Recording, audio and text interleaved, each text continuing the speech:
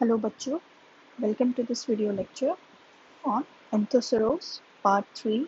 In this lecture, we will discuss fertilization, sporophyte and its life cycle. So, let us start with fertilization. Last lecture में हमने जो reproductive structures हैं वो पढ़े थे. अब हम नेक्स्ट स्टेप जो है फर्टिलाइजेशन की तरफ वो पहले डिस्कस करते हैं और वो स्टेप है डिहाइसेंस ऑफ एंथ्रीडिया, यानी एंथ्रीडिया को कट होना और उसमें से एंथेरोजॉइड्स जो है या स्पर्म जो है वो रिलीज होना. तो at maturity roof of antheridial chamber, यहाँ नीचे डायग्राम में साथ साथ देख सकते हो. जो फर्स्ट डायग्राम है मेल रिप्रोडक्टिव ऑर्गन का, उसमें सेकंड जब वो स्टेज आती है वो मैच्योरिटी पर जो रूफ है वो रप्चर हो जाती है, वो ब्रेक हो जाती है. फर्स्ट में एंथ्रीडियल चैम्बर के ऊपर रूफ है, सेकंड में एंथ्रीडियल चैम्बर के ऊपर रूफ नहीं है और उसमें वाटर कंटेंट जो है वो बढ़ जाता है, वाटर फिल हो जाता है उन चैम्बर्स में. फिर नेक्स्ट स्टेप क्या होता है, जो एंथ्रीडियम है वो वाटर को एब्जॉर्ब कर लेते हैं. एंथ्रीडियम के अंदर जो मैट्रिक्स है वहाँ पर वाटर एब्जॉर्ब हो जाता है. जो ग्रीन कलर का, ऑरेंज कलर की जो है वो तो वॉल लेयर है, स्टेराइल जैकेट, और अंदर ग्रीन कलर के जो छोटे छोटे सेल्स दिख रहे हैं वो वहाँ पर मैट्रिक्स है, वो वाटर को एब्जॉर्ब कर देता है. साथ में स्टेराइल जैकेट जो है वो भी वाटर को एब्जॉर्ब कर देती है. ठीक है. और फिर थर्ड स्टेज में देखो, ये एक एंथ्रीडियम का स्ट्रक्चर है. बाहर से देखने पर कैसा दिखेगा, ऑरेंज कलर का होता है, ग्रीन कलर का स्टॉक है इसका. तो एपिकल रीजन जो होता है वहाँ पर कुछ सेल्स जो होते हैं जैकेट के, स्टेराइल जैकेट के, वो रप्चर हो जाते हैं या ब्रेक हो जाते हैं due to absorption of water. और फिर वहाँ से जो है एंथेरोजॉइड्स जो उस एंथ्रीडियम के अंदर थे, उसके अंदर बने थे, वो बाहर लिबरेट हो जाते हैं. ये ऊपर जो थर्ड डायग्राम में डॉट लाइक स्ट्रक्चर्स जो हैं वो एंथेरोजॉइड्स हैं. फिर नेक्स्ट जो है एक एंथेरोजॉइड का स्ट्रक्चर आप देख सकते हो कि वो किस तरह से होगा. कर्व्ड है, एलोंगेटेड है एंड बाइफ्लैजिलेटेड है. ठीक है. अब बात आती है नेक्स्ट स्टेज की. इसके साथ साथ जो आर्किगोनियम है उसमें भी चेंजेस होते हैं. आर्किगोनियम में क्या चेंज होते हैं फर्टिलाइजेशन के लिए? In the presence of water, cover cell, neck canal cells and ventral cell, they all get gelatinized, यानी उनकी वॉल्स जो हैं वो डिसॉल्व हो जाती हैं. ठीक है. तो यहाँ नीचे वाला जो डायग्राम है उसमें फर्स्ट स्टेप देखो, सेकंड स्टेप देखो. सेकंड स्टेप में जो कैनाल सेल्स हैं वो सारे डिसॉल्व हो चुके हैं और थर्ड स्टेप तक आते आते जो कवर सेल हैं वो भी रिमूव हो जाते हैं. सिर्फ आर्किगोनियम में एग सेल जो है वो बच जाता है. अब जो ये कैनाल और पैसेज जो बनता है, यहाँ से एंथेरोजॉइड इसमें एंटर करता है इस म्यूसिलेज में. ये जो ये स्पेस बना है ये पूरा का पूरा फिल्ड हो जाता है मैट्रिक्स या जिलेटिनस सब्सटेंस से, जिनसे वो कैनाल सेल और ये सब चीज़ें बनी थी. तो वो उसको फिल कर देती है पैसेज को और उससे मूव करता हुआ एंथेरोजॉइड जो है एग सेल तक पहुंचता है. एग सेल तक पहुंचने के बाद फर्टिलाइजेशन जो है वो होती है और फर्टिलाइजेशन होने के बाद डिप्लॉयड जाइगोट बनता है. इससे पहले जो स्ट्रक्चर्स थे वो सारे कैसे थे, हैप्लॉयड थे. ठीक है. सो जब जाइगोट बनता है, जाइगोट अपनी वॉल जो है खुद की वो सिक्रीट करता है, अपने चारों तरफ थिक वॉल जो है वो सिक्रीट करता है. So this was about the fertilisation, किस तरह से फर्टिलाइजेशन होगी. और यहाँ पर अगेन यू कैन नोटिस कि वाटर की प्रेजेंस में जो है एंथेरोजॉइड्स लिबरेट हुए हैं. ठीक है. और डिस्पर्स हुए हैं. डिहाइसेंस हुई है एंथ्रीडियम की और फिर डिस्पर्सल हुई है एंथेरोजॉइड्स की because of water as a medium. ठीक है. और उधर से आर्किगोनियम जो है वहाँ पर वाटर की एब्जॉर्प्शन हुई है and dissolution of neck canal cell, ventral cell, cover cells, ठीक है, और उससे म्यूसिलेजिनस या जिलेटिनस पैसेज बना है जिसके थ्रू एंथेरोजोइड स्विम करके एग तक पहुंचता है और फर्टिलाइजेशन होती है। वाटर का इम्पॉर्टेंस एज अ मीडियम यहाँ पर for the movement of gametes जो है वो इम्पॉर्टेंट, ठीक है, which is again one of the reasons why bryophytes are known as amphibians of plant kingdom. अब बात करते हैं हम स्पोरोफाइट की। जाइगोट जो है वो एलोंगेट होता है और कुछ डिविजन्स करता है और बनाता है एम्ब्रियो, कन्वर्ट हो जाता है एम्ब्रियो में। एम्ब्रियो फिर डिफरेंशिएशन करता है, डिवीजन करता है। याद रहे यहाँ पर माइटोसिस होगी सिर्फ। एम्ब्रियो बनेगा, एम्ब्रियो के सब सेल्स डिप्लॉयड होते हैं, ठीक है, और धीरे धीरे वो ग्रो करते हुए, डिफरेंशिएट करते हुए एलोंगेटेड इरेक्ट ट्यूबुलर स्ट्रक्चर बनाएंगे विद बल्बस बेस, यानी स्वॉलन एंड राउंड स्फेरिकल सा बेस होगा और टेपरिंग एपेक्स, एकदम से नैरो एपेक्स होगी, ठीक है। बेस ब्रॉड होगा एंड राउंड होगा, बल्ब लाइक, और एंड जो है एपेक्स जो है वो टेपरिंग है, ठीक है। तो ये स्ट्रक्चर क्या कहलाएगा? स्पोरोगोनियम और स्पोरोफाइट। अब at the base of sporophyte जो गेमिटोफिटिक थैलस है वो एक शीट लाइक कवरिंग बनाएगा, प्रोटेक्टिव लेयर बनाएगा, और वो कहलाएगा इन्वॉल्यूकर, ठीक है। तो इन्वॉल्यूकर जो है वो गेमिटोफिटिक इन ऑरिजिन होगी, स्पोरोफिटिक नहीं है। अब बात करते हैं स्टेजेस की। जो फ्लो डायग्राम है इसके थ्रू आप समझ सकते हो कि एम्ब्रियो में कैसे डेवलपमेंट होती है और वो किस तरह से, कौन सा जोन या कौन सा सेल जो है वो किस तरह से बनाता है स्पोरोफाइट के अंदर। तो जाइगोट है पहले तो diploid, it forms embryo. Embryo में अलग अलग टीयर्स बनते हैं, लेयर्स बन जाती हैं सेल्स की। सबसे ऊपर वाला जो टीयर होगा उसको जोन 1 कह सकते हैं, 4 सेल्स होंगे। सेकंड जोन होगा उसमें भी 4 सेल्स है, 2 आगे की तरफ दिख रहे हैं, 2 इनके बैक साइड में होते हैं, ठीक है। और तीसरा जोन होगा एक सबसे लोअर मोस्ट टीयर जो है वो होगा। तो सबसे फर्स्ट जोन है जो सबसे अपर जोन है, आउटर मोस्ट जो सेल्स, अपर मोस्ट जो सेल्स हैं एम्ब्रियो के, वो सब कंट्रीब्यूट करते हैं कैप्सूल बनाने के लिए। मिडिल जोन जो है वो कंट्रीब्यूट करता है मेरिस्टेमेटिक सेल्स को, और जो थर्ड लोअर मोस्ट जोन है, लोअर मोस्ट टीयर है, वो फूड के सेल्स जो होते हैं वो बनाने में हेल्प करता है। तो कैप्सूल जो जोन की बात करते हैं पहले। कैप्सूल जोन में क्या क्या होता है? आउटर मोस्ट सेल्स जो होते हैं वो कैप्सूल वॉल्स बनाएंगे और वहाँ पर एपिडर्मिस जो है वो डेवलप होगी, ठीक है। एपिडर्मिस में स्टोमेटा प्रेजेंट होंगे। जस्ट आउटर से इनर, एक तो होगी बिल्कुल आउटर जो एक्सपोज्ड होगी एटमॉस्फेयर को, उसको एपिडर्मिस कहेंगे। अब next to epidermis peripheral layers कही जाएंगी, और वो पेरिफेरल लेयर्स जो हैं क्या कहलाएंगी? एम्फीथीसियम बनेंगे, ठीक है। एम्फीथीसियम की लेयर जो है उसके अंदर सेंटर में जो है एंडोथीसियम बनेगा, ठीक है। डिवीजन हो रही है, आउटर मोस्ट एपिडर्मिस बनेगा सेल्स में, जोन 1 में जब डिवीजन होगी आउटर मोस्ट सेल्स जो है वो कैप्सूल वॉल बनाएंगे या एपिडर्मिस बनाएंगे। उससे नेक्स्ट लेयर जो बनेगी अंदर की तरफ वो एंटीथीसियम की होगी, और सबसे अंदर सेंटर में जो सेल्स बचेंगे वो एंडोथीसियम बनाएंगे, ठीक है। अब कैप्सूल वॉल्स जो है उन्होंने तो वॉल लेयर्स बना दी और क्या बना दिया? एपिडर्मिस बना दी। अब बात करते हैं एम्फीथीसियम की। एम्फीथीसियम जो है वो मैच्योर होता है या मॉडिफाई हो जाता है आर्कीस्पोरियम में, ठीक है।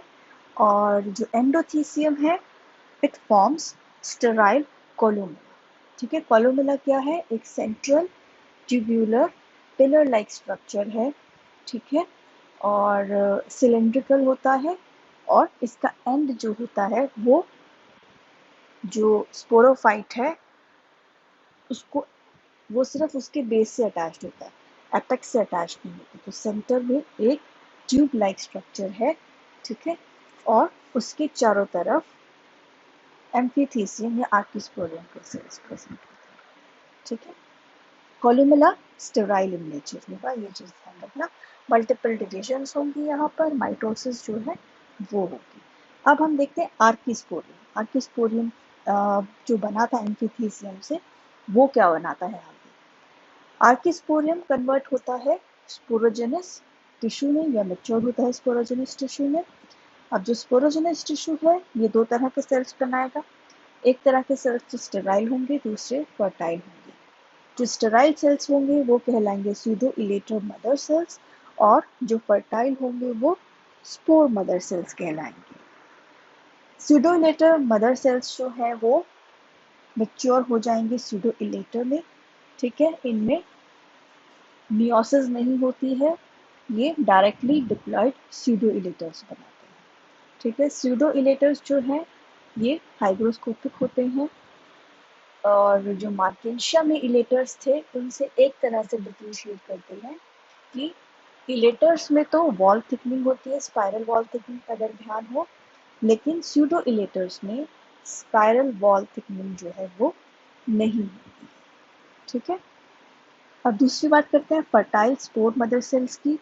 फर्टाइल स्पोर मदर सेल्स जो है वो भी डिप्लॉयड हैं, लेकिन उनमें मियोसिस होती है, ठीक है। और उनमें जब मियोसिस होती है तो 4 मियोस्पोर्स बनते हैं, और वो सब चारों हैप्लॉयड होते हैं।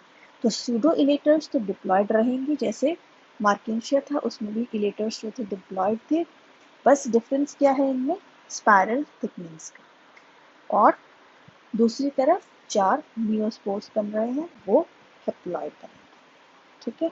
सो this was about capsule. Capsule के अंदर जो स्ट्रक्चर्स बनेंगे, कैप्सूल से नीचे मेरिस्टेमेटिक जोन है, इंटरमीडिएट इंटरमीडिएट मेरिस्टेमेटिक जोन बनेगा, ठीक है। और ये जो है ऊपर की तरफ कैप्सूल की तरफ नए सेल्स जो हैं वो ऐड करता जाएगा, और वो डिफ्रेंशिएट करके आगे फिर से कैप्सूल में जो सेल्स बनने होते हैं वो बनाते जाएंगे, ठीक है।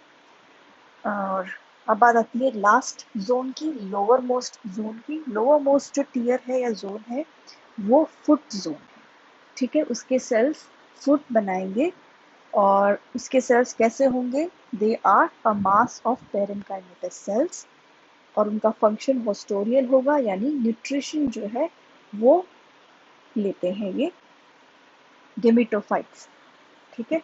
अटैच करेंगे एक तो स्पोरोफाइट को गेमिटोफाइट से, और दूसरा उनसे न्यूट्रिशन लेकर स्पोरोफाइट को प्रोवाइड करेंगे, ठीक है। सो जो लोअर मोस्ट है वो फुट होगा, फिर मेरिस्टेमेटिक जोन होगा, जो नए सेल्स देखा जाएगा वो कैप्सूल को। सीटा जो है वो एब्सेंट होता है एंथोसेरोस में, और अपर मोस्ट जो स्ट्रक्चर होगा स्पोरोफाइट का इम्पॉर्टेंट और जो मेजर स्ट्रक्चर है वो है कैप्सूल। कैप्सूल के अंदर क्या क्या होगा, आउटर मोस्ट एपिडर्मिस होगी, कैप्सूल वॉल्स होंगी, उनमें स्टोमेटा होगा, फिर एक जोन होगा, लेयर होगी जिसमें सूडो इलेटर एंड नियोस्पोर्स प्रेजेंट होंगे, और सेंट्रल कोलुमेला होगा जो कि स्टेराइल होगा, पिलर लाइक स्ट्रक्चर होता है, ठीक है। अच्छा, तो एक चीज यहाँ पर ये ध्यान रखना, मार्केंशिया जो था उसमें जो स्पोर मदर सेल्स थे या स्पोर्स थे वो बनते हैं एंडोथीसियम सेल्स से, जबकि एंथोसेरोस में जो स्पोर्स हैं वो एम्फीथीसियम ओरिजिन के हैं, ठीक है। तो ये डिफरेंस याद रखना।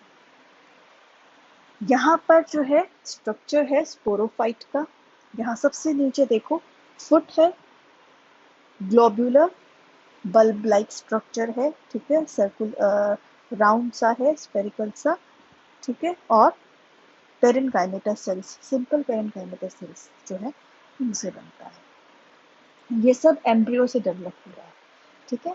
और ये एम्ब्रियो कहाँ पर प्रेजेंट था, आर्किगोनिया के अंदर, ठीक है। यहाँ पर ये देख सकते हो डिप्लॉयड जाइगोट है, ये एम्बेडेड है थैलस के अंदर, और इसमें डिवीजन होती है, एम्ब्रियो बनता है, और एम्ब्रियो से फिर इस तरह से स्ट्रक्चर्स बनते हैं। लोअर मोस्ट टीयर से फुट बनेगा, ठीक है। बीच वाला जो टीयर था उससे इंटर कैलरी मेरिस्टम बनेगा या इंटरमीडिएट मेरिस्टमेटिक जोन कहलाया जा सकता है। वो सीटा एब्सेंट होगा और ऊपर जो स्ट्रक्चर है सारा ट्यूबुलर लीनियर इरेक्ट जो स्ट्रक्चर है सिलिंड्रिकल, वो पूरा का पूरा क्या कहलाएगा? कैप्सूल, ठीक है। अब कैप्सूल के अंदर क्या क्या होगा? आउटर मोस्ट वॉल लेयर्स है, ठीक है। सेंटर में कोलुमेला है और वॉल लेयर्स और कोलुमेला के बीच में आर्किस्पोरियम है, ठीक है।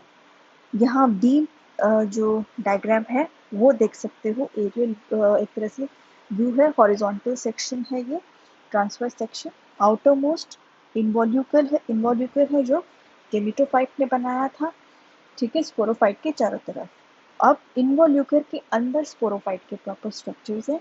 उसमें सबसे बाहर वॉल लेयर है, फिर आर्किस्पोरियम है, डेंस साइटोप्लाज्म है उसका, और सेंटर में कोलुमेला के 4 सेल्स, ठीक है। ये जो बेस है वहाँ पर ये ऑर्गेनाइजेशन होती है इनकी। जैसे जैसे ऊपर की तरफ जाएंगे हम, वैसे वैसे सेल्स जो है वो मैच्योर होते जाएंगे, ठीक है। अब साइड में देखो, स्टोमेटा जो है वो प्रेजेंट है, जो एपिडर्मिस है कैप्सूल की जो वॉल है वहाँ पर स्टोमेटा प्रेजेंट होता है। और धीरे धीरे जैसे जैसे ये ऊपर की तरफ जाता है, नेक्स्ट जोन आता है, एक तरह से स्टेज आ जाती है वहाँ पर डेवलपमेंट की, मैच्योरेशन की। नीचे से ऊपर तक जैसे जैसे जाएंगे सेल वो मैच्योर होंगे, ठीक है। तो सबसे नीचे जो था वो इनिशियल सेल था, सिंपल कोलुमेला एंड आर्किस्पोरियम। जैसे जैसे ऊपर जाएंगे, जहाँ पर देखो 2 लेबल कर रखा है, तो वहाँ पर डेवलप हो जाएगा स्पोरोजेनस टिश्यू। आर्किस्पोरियम से स्पोरोजेनस टिश्यू बन जाएगा। और ऊपर की तरफ हम जाएंगे तो स्पोरोजेनस टिश्यू कन्वर्ट हो जाएगा स्पोर मदर सेल्स में और स्यूडो इलेटर मदर सेल्स में। देखो 3 and 4 जो मार्क किए हुए हैं, spore mother sales and pseudo elater mother sales. इससे भी ऊपर अगर हम जाएंगे तो हमें स्यूडो इलेटर्स मिलेंगे एंड स्पोर टेट्राड मिलेंगे और स्पोर्स मिलेंगे, ठीक है। स्पोर जो है वो टेट्राड फॉर्म में भी प्रेजेंट हो सकते हैं और सेपरेट भी प्रेजेंट हो सकते हैं, क्योंकि टेट्राड मतलब 4 स्पोर्स एक साथ अटैच्ड हैं। क्यों? क्योंकि वो मदर सेल से बने हैं, ठीक है। तो वो यहाँ जो लेवल है, यहाँ पर मदर सेल से स्पोर्स जो बन रहे हैं वो अटैच्ड भी हो सकते हैं और कुछ टाइम बाद वो फ्री हो जाते हैं। तो यहाँ पर दोनों तरह के दोनों वे में सेल्स मिलेंगे, सिंगल स्पोर भी मिलेगा, सेपरेटेड स्पोर एंड अटैच्ड जो नियोस्पोर्स होते हैं चारों, वो भी मिलेंगे, ठीक है। So this was the structure of a sporophyte. और ऊपर की तरफ हम जैसे जाएंगे मैच्योर होते जाएंगे सेल्स, तो इस तरह की जो डेवलपमेंट है उसको बेसिपिटल टाइप की डेवलपमेंट कहते हैं। बेसिपिटल मतलब बेस से ऊपर की तरफ जो है, बेस में जो है वो यंगेस्ट सेल्स होंगे और आउटरमोस्ट जो है वो सेल्स कैसे होंगे? मैच्योर होंगे, ठीक है। अब बात करते हैं, यहाँ पर भी ये देख सकते हो, ये कलर्ड थोड़ा डायग्राम है। इसमें हाँ ये चीज़ और ध्यान रखो, कोलुमेला देखो बिल्कुल सेंटर में जो कोलुमेला है, ए जो डायग्राम है उसमें सेंटर में जो कोलुमेला है वो स्पोरोफाइट की रूफ को टच नहीं करेगा। वो बेस से अराइज तो हो रहा है, लेकिन देखो जहाँ पर सूडो इलेटर्स मार्क कर रखा है वहां पर बस उस लेवल तक वो पहुंचकर एंड कर जाता है, ठीक है। तो वो कंप्लीट नहीं है, ठीक है। लेंथ वाइज वो कंप्लीट नहीं है, वो सिर्फ बेस से अटैच्ड होता है, एपेक्स से अटैच्ड नहीं होता स्पोरोफाइट, ठीक है। उसके ऊपर आर्किस्पोरियम की जो सेल्स होते हैं, आर्किस्पोरियम की जो लेयर होती है वो डोम लाइक उसके चारों तरफ प्रेजेंट होती है। सिर्फ बेस को छोड़ के बाकी वो कोलुमेला को पूरा कवर करके रखती है, साइड्स लेटरली भी, साइड से भी और ऊपर से, ठीक है। तो कोलुमेला कंप्लीट नहीं है पूरे स्पोरोफाइट तक एंड टू एंड कनेक्टेड नहीं होता, सिर्फ बेस से अटैच्ड होता है। ठीक है, अब इसमें जो सी डायग्राम है एक ये और देख लो। सी डायग्राम जो है उसमें डिहाइसेंस लाइंस दिख रही है कैप्सूल वॉल के ऊपर। जो ये स्ट्रक्चर है ये आउटर स्ट्रक्चर है, बाहर से स्पोरोफाइट कैसा दिखेगा, और उसमें दो लाइन दिखाई देंगी डिहाइसेंस की। ये दो लाइन थिन एपिडर्मिस की जो सेल्स होते हैं वो बनाते हैं। ये लाइन ऑफ डिहाइसेंस क्यों कहलाते हैं, क्योंकि थिन होने की वजह से ये एपिडर्मिस इजीली ब्रेक हो जाते हैं। तो जो स्पोरोफाइट है वो यहाँ से ब्रेक होता है, ओपन होता है और डिहाइस होता है, इसलिए ये लाइन ऑफ डिहाइसेंस। ठीक है, अब हम स्पोरोफाइट की बात करते हैं। इसके फीचर्स, स्ट्रक्चर तो हमने देख लिया है। अब इसके जो है प्रोसेस की या फिर इसके अंदर जो होता है प्रोसेस, उसके बारे में बात करते हैं। Sporophyte it appears in September and October month. ठीक है, it lives as long as the thallus lives. ये इसका एक इम्पॉर्टेंट फीचर है एंथोसिरोस का। जो मार्किंशिया है या दूसरे स्पोरोफाइट्स हैं ब्रायोफाइट में, वो शॉर्ट लिव्ड होते हैं और स्पोर्स बनाने के बाद एक बार फिर वो डाई आउट हो जाते हैं। ठीक है, डीके हो जाते हैं, मर जाते हैं। लेकिन एंथोसिरोस में एक बार स्पोरोफाइट बन गया तो वो मेरिस्टेमेटिक जोन होने की वजह से, अगर ध्यान हो यहाँ पर बीच में नीचे इंटरकैलरी मेरिस्टेम या मेरिस्टेमेटिक जोन जो है वो प्रेजेंट था। उन सेल्स की वजह से वो नए सेल्स उसमें ऐड होते रहते हैं और वो तब तक लिव करता है, तब तक सर्वाइव करता है जब तक वेजिटेटिव थैलस सर्वाइव करता है। ठीक है, गेमेटोफाइट जब तक तो रहेगा जिंदा, तब तक स्पोरोफाइट भी जिंदा रहेगा। ठीक है, कैप्सूल वॉल जो है उसमें स्टोमेटा प्रेजेंट होता है और इन्वोल्यूकर जो है वो इक्विवेलेंट टू कैलेप्ट्रा है। मार्किंशिया में अगर ध्यान हो तो कैलेप्ट्रा लेयर बनी थी जो कि स्पोरोफाइट को प्रोटेक्ट करने के लिए बनती है गेमेटोफाइट की तरफ से। ऐसे ही यहाँ पर भी इन्वोल्यूकर बनता है कैलेप्ट्रा की जगह। ठीक है, फिर स्पोर या म्यूस्पोर्स जो है दे मैच्योर बेसिपिटली इन द स्पोरोफाइट, मतलब यंगेस्ट जो है वो बेस की तरफ होंगे और मैच्योर जो है वो एपेक्स की तरफ होंगे।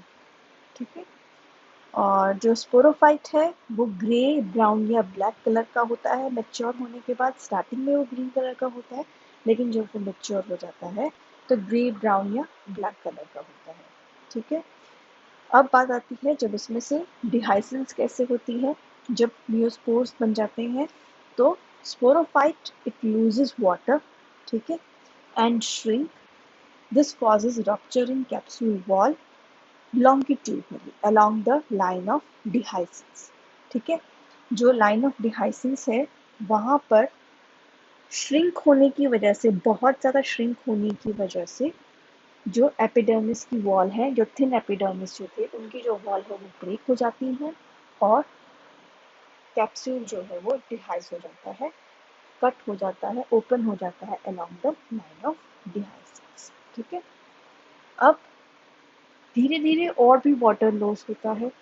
ठीक है, और भी ज़्यादा वाटर लॉस होने से क्या होगा, स्यूडोइलेटर्स जो है वो रिवर्स हाइग्रोस्कोपिक मूवमेंट दिखाते हैं। नेचुरल कंडीशन में कैप्सूल वॉल, स्यूडोइलेटर्स या स्पोरोफाइट जो है उसमें वाटर प्रेजेंट होता है, लेकिन जब उसको डिहाइस होना होता है, स्पोर्स रिलीज होने होते हैं, तो वो वाटर को लूज करता है यहाँ पर। ठीक है, यहाँ पर डिहाइसेंस का मैकेनिज्म क्या है, रिलीज का मैकेनिज्म क्या है, रिलीज ऑफ स्पोर्स का, लूजिंग वाटर। ठीक है, तो जो सूडो इलेटर्स हैं वो भी अपना वाटर लूज कर देंगे। जब वो वाटर लूज करेंगे तो दे विल श्रिंक, वो भी श्रिंक करेंगे। श्रिंक होने की वजह से कैप्सूल के अंदर बहुत सारा स्पेस जो है वो बन जाएगा। स्पेस बनने से उसमें से स्पोर्स जो है वो इजीली निकल जाएंगे। ठीक है, जब सूडो इलेटर्स वाटर को एब्जॉर्ब करेंगे यानी हाइग्रोस्कोपिक मूवमेंट दिखाएंगे, तो स्पोर्स इजीली रिलीज नहीं होंगे। लेकिन जब स्यूडोइलेटर्स मैच्योर रीजन में, जहाँ पर कंप्लीट मैच्योरेशन हो चुकी है, अपर मोस्ट रीजन है, वहाँ पर जब पहुँचेंगे स्यूडोइलेटर्स, वो अपना वाटर यूज़ कर देंगे और वाटर यूज़ करने की वजह से जो स्पोर्स है वो इजीली एटमॉस्फेयर को एक्सपोज हो जाएंगे और लिबरेट हो जाएंगे, डिस्पर्स हो जाएंगे। ठीक है। जो नियोस्पोर्स हैं वो कैसे होंगे, क्या स्ट्रक्चर होगा उनका, और वो दिखते हैं। They are tetrahedral in structure. एक नियोस्पोर की बात हो रही है, वो टेट्राहेड्रल होगा इन structure. Thick spore wall present होगी। एक्सोस्पोर जो है वो स्पाइनी होगी। ठीक है। एंड एंडोस्पोर जो है वो थिन होगा। वेरियसली कलर्ड हो सकते हैं, ब्लैक, येलो, ब्राउन। जो मैच्योर स्पोर है, नियोस्पोर है, वो ब्लैक, ब्राउन या येलो कलर का हो सकता है। और उसके अंदर टाइनी प्रोटोप्लास्ट प्रेजेंट होगा। और उस प्रोटोप्लास्ट में क्या क्या होगा, सिंगल न्यूक्लियस होगा, कलरलेस प्लास्टिड होंगे, ऑयल होगा, अदर प्रिजर्व फूड मटेरियल होंगे, और बाकी जो ऑर्गेनेलीज होती हैं वो प्रेजेंट होंगे। ठीक है। अब नियोस्पोर्स जो है, they will after liberation they will germinate into new gametophyte या न्यू जनरेशन जो है वो बनेगी। याद रहे, नियोस्पोर्स हैप्लॉइड हैं और फिर वो माइटोसिस करते हैं और गेमिटोफाइट बनाते हैं। यहाँ देख सकते हो, ये स्ट्रक्चर है स्पोरोफाइट का, अटैच्ड विथ इट्स थैलस। ठीक है। नीचे जो फ्लैट स्ट्रक्चर है वो वेजिटेटिव थैलस है गेमिटोफाइट का, और ऊपर ब्राउन कलर का जो इरेक्ट स्ट्रक्चर है ट्यूबुलर, वो स्पोरोफाइट है। कैप्सूल जो है वो विजिबल है। ठीक है। ये जो है ये एंथोसिरोस इरेक्टस जो है उसका स्पेसिमेन है। ऊपर की तरफ जो है स्पोरोफाइट है, ग्रीन कलर का यंग स्पोरोफाइट है ये। ठीक है। और नीचे देखो, यहाँ पर इनवॉल्यूकर भी जो है वो लेबल्ड है। इनवॉल्यूकर गेमिटोफाइट से बनता है और बेस पर स्पोरोफाइट को कवर करके रखता है, प्रोटेक्टिव होता है फंक्शन में। नीचे जो है गेमिटोफाइट जो है वो प्रेजेंट होता है। ठीक है। यहाँ पर स्ट्रक्चर देख सकते हो, elater spores and capsule, dehisced capsule का। कैप्सूल है सबसे पहले और वो डिहाइज्ड है, तो जो अलग होने के बाद जो कैप्सूल की वॉल है वो एज अ वॉल प्रेजेंट होती हैं। ठीक है। और सेंटर में उसके कोलुमेला है। कोलुमेला फिर से जो है वो बाहर की तरफ एक्सपोज हो सकता है, इजीली फ्री होता है उसका एक एंड। बेस जो है वहाँ पर तो अटैच्ड होता है वो, और जो एपिकल रीजन है कोलुमेला वहाँ पर फ्री होता है, स्पोरोफाइट से अटैच्ड नहीं होता। ठीक है। नेक्स्ट जो फिगर है वो सूडो इलेटर की है, और ये सूडो इलेटर्स देख सकते हो, इनमें स्पाइरल थिकनिंग नहीं है। अंदर वॉल जो है वो अंदर स्मूथ है, यूनिफॉर्म वॉल है। ठीक है। और लास्ट में स्पोर है, ट्राई रेडिएट है। ठीक है। टेट्राहेड्रल इसकी शेप है, थिन इन टाइम है, एंड थिक स्पाइनी एक्साइन है या एक्सोस्पोर है। ठीक है। यहाँ पर डिफरेंट स्टेजेस हैं जर्मिनेशन की ऑफ नियोस्पोर ए टू जे। ठीक है। एच जो है वहाँ पर डिवीजन, पहले तो क्या होगा, जो एक्साइन है वो रप्चर होगी जब उसको फेवरेबल कंडीशन मिल जाएगी स्पोर को। और इन टाइम जो है या एंडोस्पोर जो है वो बाहर की तरफ निकल कर आएगी, और वहाँ से जो है जो कंटेंट है प्रोटोप्लास्ट वो इंक्रीज होना स्टार्ट होगा, और वाटर एब्जॉर्ब करेगा, ग्रो करेगा, सेल डिवीजन करेगा, ट्राइजॉइड्स बनाना शुरू करेगा, और ऊपर की तरफ अपिकल मेरिस्टेम बनाएगा, और एक नया गेमिटोफाइट जो है उसमें डेवलप हो जाएगा। ठीक है। So this was about the fertilization, sporophyte and life cycle of uh, Anthoceros, ये this is the last picture, this is the life cycle of Anthoceros. इसको देख सकते हो आप। सबसे पहले जो गेमिटोफिटिक थैलस है, गेमिटोफिटिक थैलस में एंथ्रीडिया एंड आर्किगोनिया बनेंगे। एंथ्रीडिया के अंदर एंथ्रोजॉइड बनेंगे, आर्किगोनियम के अंदर एग बनेगा। फर्टिलाइजेशन होगी, फर्टिलाइजेशन होने से जाइगोट बनेगा। ऊपर की तरफ देख सकते हो, वहां पर जाइगोट एम्ब्रियो बनाएगा, एम्ब्रियो से फिर स्पोरोफाइट जो है वो बनेगा, और स्पोरोफाइट की डेवलपमेंट होगी, उसमें स्पोरोगोनियम प्रॉपर स्पोरोफाइट जो है वो बनेगा, वो डिप्लॉयड होगा, उसके अंदर हेप्लॉयड नियोस्पोर्स जो है वो बनेंगे, और वो स्पोर्स आगे चलकर फिर से नया गेमिटोफिटिक थैलस में जर्मिनेट करेंगे। ठीक है। So this was about the life cycle of Anthoceros. I hope आप लोगों को ये टॉपिक समझ में आया हो। कोई भी स्टेज या स्ट्रक्चर्स ना समझ में आए तो व्हाट्सएप पर पूछ सकते हो। नेक्स्ट जो है टॉपिक वो आपका फनेरिया जो है वो होगा। It is a moss. ठीक है, that would be the last specimen of bryophyte. और उससे पहले आपका टेस्ट होगा मंडे को, और वो सभी के लिए कंपलसरी है, तो इसलिए मार्केंशिया और एंथोसेरोस इन दोनों का टेस्ट होगा। तो कुछ भी डाउट है, कोई भी स्ट्रक्चर इसमें समझ में नहीं आ रहा है, तो वो पूछ सकते हो, कल भी पूछ सकते हो। ओके, ठीक है फिर, take care, have a good day.